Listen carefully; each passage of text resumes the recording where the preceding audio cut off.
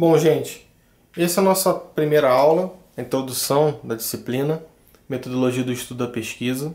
Como eu disse na apresentação, o objetivo é transformar cada um de vocês, e eu também, num estudante profissional. Então, para isso, a gente vai entender um pouquinho como é que funciona o sistema universitário, como que surgiu a escola e como que o homem, em toda a sua trajetória, ele vai construindo o conhecimento. A nossa aula é uma aula de metodologia do estudo e da pesquisa. Porém, nesse primeiro momento das aulas, nessas exposições que eu vou postar na plataforma Moodle, na plataforma da UCP em EAD, você vai perceber que a gente vai focar muito na parte do estudo. Em como que o estudo, e isso vai ser primordial para você, porque você vai acessar a plataforma, como o estudo e a pesquisa são coisas concomitantes. E como que o estudo se aprende. O que isso quer dizer? É possível aprender a estudar. E nesse caso, se você está no nível superior, seja ele em que graduação for, agora especificamente os alunos de engenharia, se transformar verdadeiramente em um estudante de engenharia. Então vamos lá. Esse é o nosso primeiro slide. Está escrito aqui, você está vendo, et homo, um eterno insatisfeito. Essa frase et homo é uma frase que Pilatos disse quando entregou Jesus depois de açoitá-lo. Ele virou para os judeus e disse et homo, que significa eis o homem.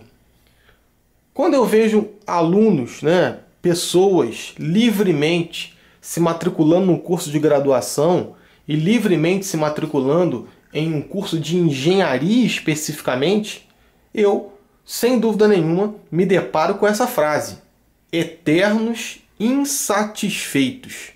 Somos insatisfeitos com a nossa existência e por isso buscamos cada vez mais uma maior formação acadêmica, sempre e sempre e sempre e sempre. Por isso que você se matriculou, por isso que você está criando para você esse grandiosíssimo empreendimento de se formar um engenheiro, de entrar num curso superior. Olha só, não é um empreendimento fácil e também não é um empreendimento pequeno, é um grandiosíssimo empreendimento. E por isso que você está aqui, por isso que você agora está de frente do seu computador assistindo esse pequeno tutorial. É por isso, porque você quer ser algo que você ainda não é. E assim é a trajetória humana. A trajetória humana, nós sempre buscamos algo que nós não temos ou não somos. Então vamos lá. O homem começou assim. Ele não inventou o fogo, ele dominou o fogo. O fogo é uma coisa natural. Então o homem domina o fogo. O homem poderia ter parado aí. Não, mas ele avança sempre mais, e mais, e mais, e mais. Ele é insatisfeito, ele quer algo melhor, ele quer melhorar o seu habitat, ele quer melhorar a sua vestimenta, ele quer melhorar, a sua maneira de interagir com os outros. Você pensa agora que você está em casa assistindo essa aula. Eu estou aqui em frente ao computador, com a câmera, gravando e do lado da câmera falando. Olha só que coisa espetacular. Você quer me ver? Eu vou aparecer aqui para você me ver. Olha que coisa espetacular. Isso não é pouca coisa. Isso é a interatividade. Então, olha só quantas pessoas que eu estou alcançando agora nesse momento, em momentos diferentes. De repente você acessou agora 1h da manhã, ou você está acessando agora 7h da manhã. Olha que coisa incrível. Que espetacular que é a tecnologia. E isso, sem dúvida nenhuma, é uma tecnologia. Quando o homem domina o fogo, ele cria um processo tecnológico. Lembro para você, aluno de engenharia, aluno de qualquer outro curso. Tecnologia não é simplesmente uma coisa que acenda, que faça um barulhinho. Tecnologia é tudo aquilo que ajuda o homem a viver melhor, o homem a interagir, o homem a sobreviver às intempéries naturais. Isso é espetacular. Vamos lá. Olha, o homem inventa roda. Olha que invento espetacular. bem pausado, né? Espetacular mesmo. Olha, você, sem dúvida nenhuma, o seu meio de transporte você vê foi assim. Ninguém vem de navio ou de avião, né? Olha, que coisa incrível. Inventando a roda, eu posso transportar, eu posso viajar com mais facilidade. Olha que coisa incrível. O homem aprende a contar. Olha, o homem aprende a escrever. Se eu tivesse um quadro branco aqui na frente, né, futuramente a gente vai adequando os vídeos para melhor servir a disciplina, mas por enquanto não. Isso aqui que você está vendo é uma escrita fonética, tá? Não, na verdade é que está embaixo que é uma escrita fonética, tá vendo? Embaixo dessa estela. Estela que é esse bloco de argila, né? O que é o alfabeto? É uma escrita fonética. São desenhos, são marcações que tem um som. Quando você vê o A, o B, o C, é um símbolo que tem um som. Essa escrita aí é uma escrita sumeriana, 3100 a.C. aproximadamente. Então eles faziam cunas, por isso que é chamada escrita cuneiforme, ele tem essas pequenas rachaduras, cunas, né? E cada cuna, cada marcação dessa na argila tinha uma atribuição de som. Olha que coisa incrível. Claro que os sumerianos inventaram a escrita e os fenícios inventaram a escrita fonética.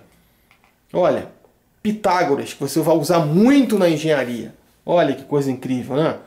As leis da geometria, da física, o homem que prescuta o espaço, o homem que viaja, que faz viagens espaciais e também marítimas. Pensar que em 1492, quando Colombo descobriu, entre aspas, a América, né, porque já tinha uma ideia que tinha alguma coisa no Atlântico, não foi uma coisa, descobrimos, não, tinha-se uma ideia que ali tinha alguma coisa. Eu não falei um pouco de mim no vídeo tutorial, no vídeo de apresentação você pode ver um pouquinho da minha formação acadêmica, mas você que está em casa agora, né? Você que está em casa em frente ao seu computador, de repente comendo um biscoitinho, comendo um breguetezinho ali com refrigerante, né? Ou até mesmo com uma cervejinha, você deve estar pensando, nossa, isso é o Vasco da Gama. Não, não é o Vasco da Gama.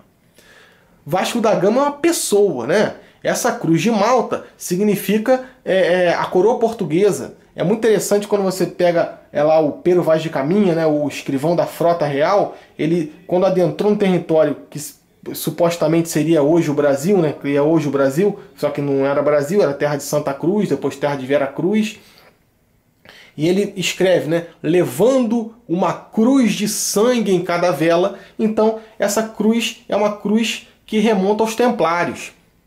O chamado condado portucalense era um condado que é uma marcação de terra, que é um território, que é uma circunscrição territorial, que fica num lugar de fronteira. Então o condado portucalense era uma herança de um templário, que depois futuramente foi se tornar Portugal, e por isso a Cruz de Malta. Então não é Vasco da Gama. Por favor, você que é vascaíno, não se anime, porque o Vasco da Gama é uma pessoa. O Vasco da Gama, que era almirante da frota imperial e real portuguesa. Na verdade, ele não era almirante, ele era vice-almirante. Tá?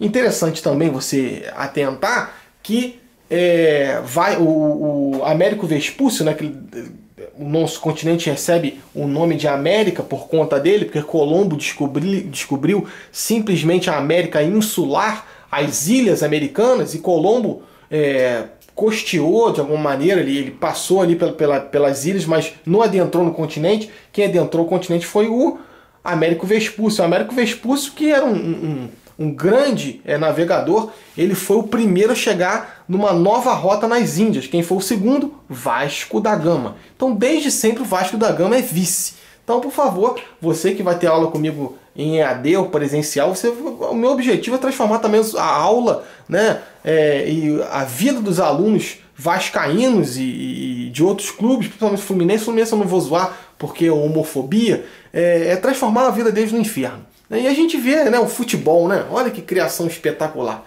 Eu estava nesse jogo, eu estava aqui logo assim acima do Elton, um pouco à esquerda, e ele está com um biquinho, você pode perceber na sua casa, ele está com um biquinho falando assim, Alice!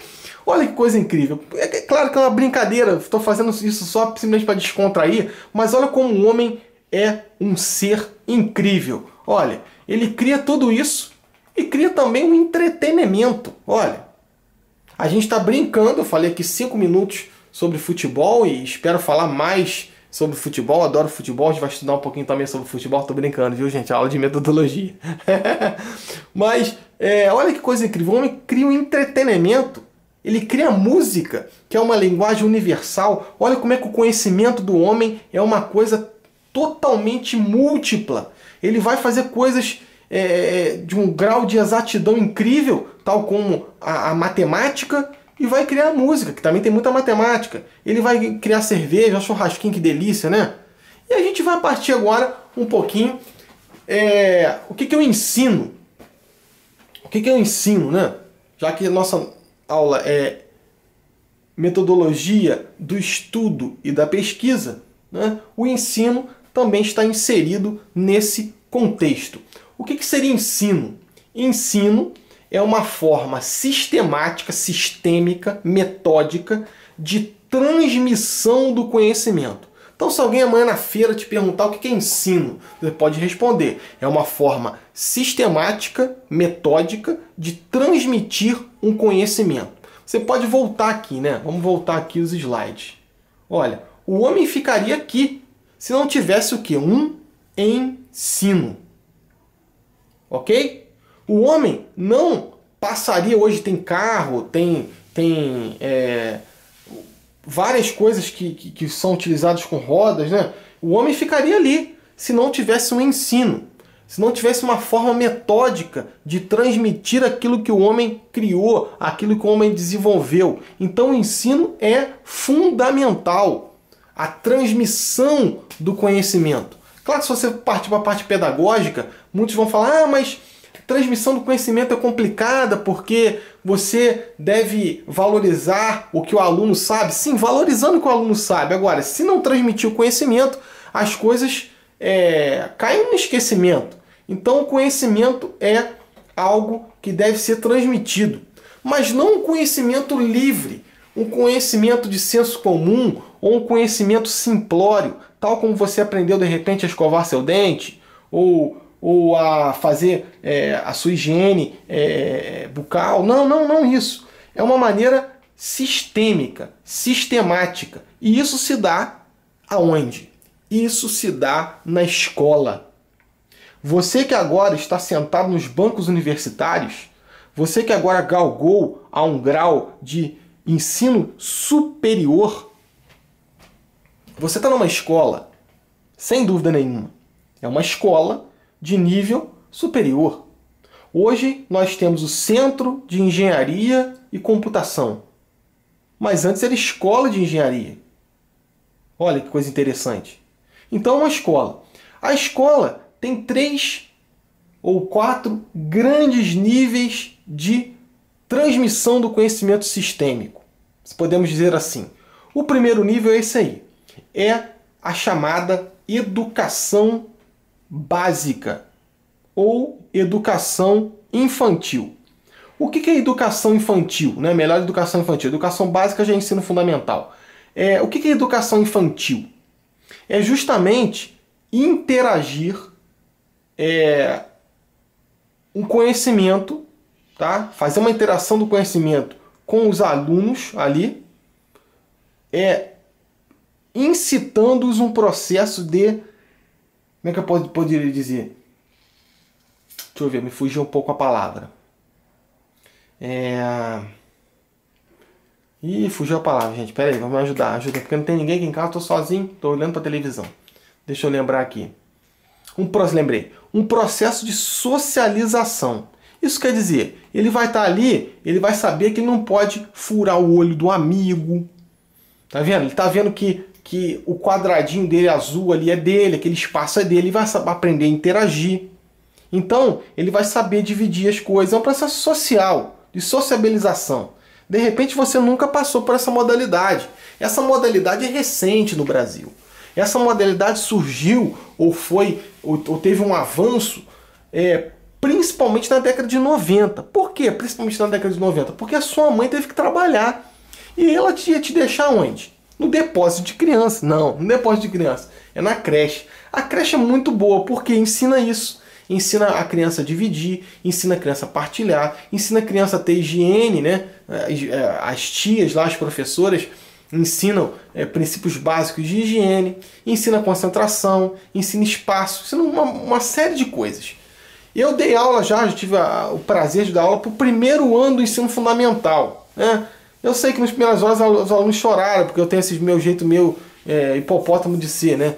Delicado como um hipopótamo. Mas foi muito bacana a experiência, foi só uma semana, foi um trabalho que eu fiz e eu fiquei com uma turma de ensino fundamental. É impressionante você verificar a diferença que tem entre um aluno que passou na creche e um aluno que saiu da casa da avó e foi direto para o primeiro ano, ou para o antigo CA, que significa classe de alfabetização. E aqui a gente tem o ensino fundamental. O ensino fundamental que é um ensino interminável, né? Que vai do primeiro ao nono ano. Tu vê que as criaturas já estão crescendo um pouco mais, né? E esse processo de sociabilização aumenta. Nós temos hoje no Brasil os chamados PCNs, Parâmetros Curriculares Nacionais, que versam sobre o que deve ser disposto no conteúdo do ensino fundamental. Então, o que o aluno deve aprender? O que o sujeito deve aprender no ensino fundamental? É uma série de coisas, complicadíssimo. O aluno deve aprender em matemática uma noção de abstração, em português ele deve dominar um pouco, até o nono ano, a norma culta da língua, né? A ciência, ele deve entender, ter noção o que são as ciências da natureza, em história dominar o tempo e o espaço, em geografia dominar o seu habitat natural. Então é um empreendimento complicado. E cada vez mais a educação fundamental no Brasil é desvalorizada. Você vê hoje, de repente, você talvez não teve oportunidade de entrar na faculdade antes, mas agora tá podendo entrar. Mas,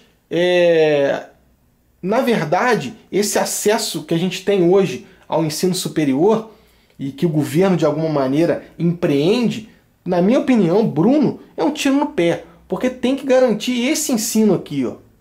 O ensino primário, como diziam antigamente, o ensino fundamental. Aqui, nessa modalidade de ensino fundamental, que a gente muda a perspectiva de uma nação. Não é no ensino superior que muda. Tá? Claro que a longo prazo, um aluno que teve um bom ensino fundamental, um bom ensino médio, ele vai ser um bom aluno de universidade. Mas eu tive essa dificuldade e você terá também. Porque muitas coisas que você vai aprender aqui em matemática, você não teve na 7ª série. Isso cria um déficit educacional muito grande e quase que interminável, porque não se sana esse problema. Agora, por que se investe tanto na educação superior hoje? Porque dá voto, né, gente? Isso aí sem dúvida nenhuma. Então vamos lá. E aqui a gente está aqui no ensino médio. O ensino médio é a mesma coisa. O ensino médio a gente vai ter desdobramentos das disciplinas. Na matemática você vai ter geometria, na história você vai ter história do Brasil, história da América, e vai ter literatura também. Em português você vai ter gramática em português e redação. E vai ter filosofia, vai ter sociologia, vai ter um desdobramento das disciplinas. As disciplinas da natureza vão ser divididas em física, química e biologia, e você tem que preparar, isso diz o PCN, que é uma balela, uma brincadeira de criança, ouvir um troço desse, mas enfim, está lá escrito no documento. Você tem que preparar esse aluno sorridente da primeira cadeira para o mercado de trabalho. Olha que empreendimento monumental. Mas isso não acontece. Tanto não acontece que você está agora matriculado na faculdade. Então o que quer dizer? O teu ensino médio valeu? Valeu, mas não cumpriu o objetivo que está na lei. E isso, sinceramente, é angustiante. Porque a gente tem uma lei que não funciona. Olha que país que a gente vive, né? E a gente está agora no nível superior. A nossa queridíssima biblioteca, né, da UCP. Nós estamos no nível superior. E eu te pergunto, meu amigo, que tipo de aluno tu quer ser? Meu amigo, minha amiga, que você está em casa agora, de chinelo de dedo, né, relaxado, relaxada. Que tipo de aluno você quer ser? Você de repente está assistindo esse vídeo, né, esse tutorial, quase uma videoconferência, e se perguntando, né? Nossa, para que essa disciplina, né? Essa disciplina tem a pretensão de tornar você um estudante profissional, que você valorize o lugar que você está. No futuro, daqui a pouco eu vou começar a falar do valor que tem o ensino superior. E como o ensino superior pode ser para você motivo de mudança de status. E não apenas de status, agora eu sou engenheiro. Não, status financeiro. Como pode acontecer uma mobilidade social na tua vida a partir do estudo? Então, meu amigo, não dá mole, tá? Entra na plataforma, faz as atividades que eu vou dispor e pode contar comigo. Eu vou estar sempre online, tá? Quase todo dia. Eu vou marcar um dia específico ainda para ficar online. E eu vou fazer também encontros presenciais. Eu quero fazer de 4 a 6 encontros presenciais. Claro que esses encontros não são obrigatórios, mas eu vou estar na faculdade, eu vou estar no BA à disposição de vocês. Vocês também podem me adicionar no Facebook, é só procurar Bruno Tamancoldi. Depois, antes, você se identifica, falando que você é da turma de metodologia em AD. E boa sorte! Não desista da disciplina. A disciplina é à distância, porém eu vou estar junto com vocês. E eu vou estar junto com vocês um bom tempo, porque a metodologia da pesquisa serve para todas as disciplinas. Então o meu objetivo é transformar você em um estudante profissional. Muito boa sorte e nos vemos em breve. Forte abraço!